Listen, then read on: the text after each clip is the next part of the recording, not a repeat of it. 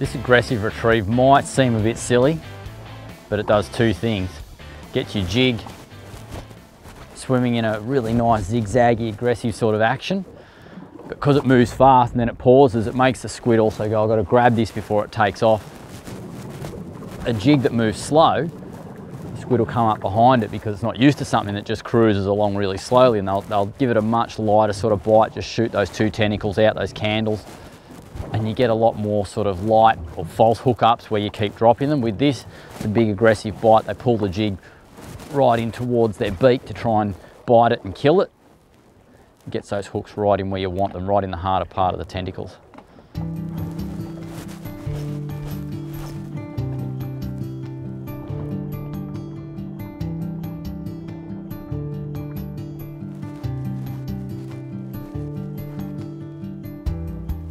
Got him.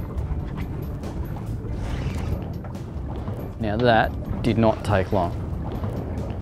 He's sort of not taking line, but he's not coming too easy either. He's quite heavy, this guy. I reckon he's a decent squid. Had hardly even worked that jig too. I just piffed it right out, sunk it down, gave it one whack, and he was there. He's eating it just as it's come straight down at him. Yeah, that's a nice squid, that one. Well hooked too, and that's the bonus, that when they see that jig falling down, they just race in and grab it quite aggressively. It's always bad when they grab it as you're moving it forward. There we go. Good trick as you put him in the net, just spin his head outwards like that. And then when they do the usual squid thing, which is drop ink everywhere, it's not going to get you or the boat quite as bad. That's a nice squid. Look at that. That is a cracker. And that is why I love places like Flinders and the bottom of Port Phillip Bay, because guys like this aren't uncommon down here at this time of year.